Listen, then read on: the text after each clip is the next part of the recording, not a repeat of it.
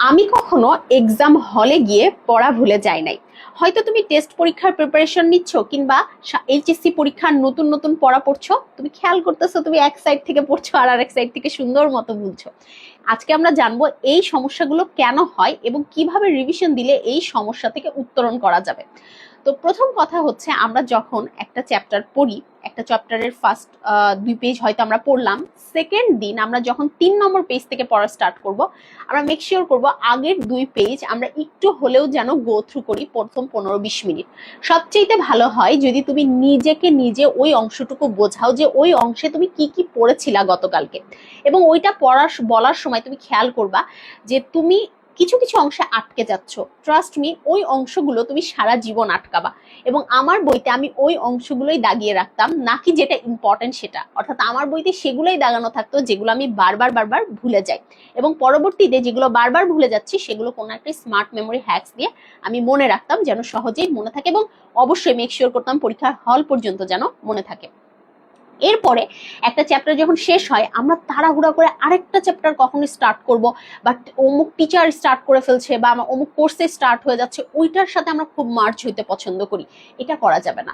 যে কোনো, তুমি তো রেকর্ডেড ভার্সন পাচ্ছ কোর্সের, বা তোমার বাসার যদি টিচার থাকে তাকে বলতে হবে যে স্যার আমি এটা আরেকটু রিভিশন দিতে চাচ্ছি, এবং প্রতি চ্যাপ্টার শেষে অবশ্যই সেটার সিকিউ, সেটার এমসিকিউ, এইচএসসি হলে সেটা অ্যাডমিশন কোশ্চিন সলভ করে দেন তারপরে চ্যাপ্টারে যেতে হবে।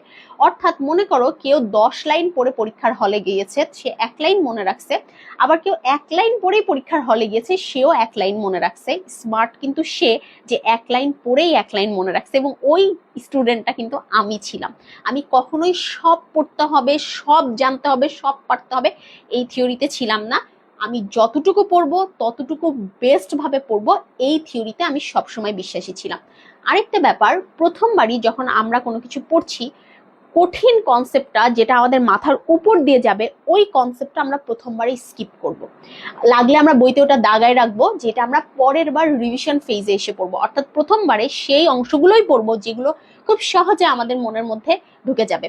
এই জন্য আমি জীববিজ্ঞানে সবসময় বলি যে বিজ্ঞানীর নাম, সাল, সায়েন্টিফিক নাম, তথ্য, এই টাইপের ইনফরমেশন গুলো প্রথমবারে মনে রাখা যাবে না। প্রথমবারে মনে রাখতে হবে গ এবং ঘতে যে কোশ্চিন গুলো আসে সেগুলো, এবং সেগুলো সাধারণত চিত্র দেখে পড়া হয়। টপার্স ব্লুপ্রিন্টের লাস্টে যেরকম এগুলো লেখা থাকে, সেটা দেখে তোমরা আগে গ ঘটা পড়ে নিবা।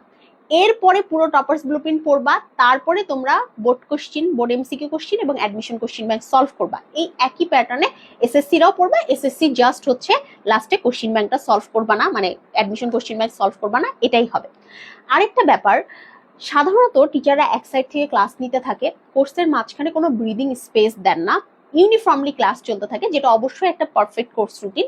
কিন্তু আমি আমার স্টুডেন্টদের স্টুডেন্ট পার্সপেক্টিভ থেকে চিন্তা করে আমার কোর্সে কিন্তু প্রায়ই একটা ব্রিদিং স্পেস দিই। যেরকম এখন আমার কোর্সে কিন্তু একটা গ্যাপ চলছে।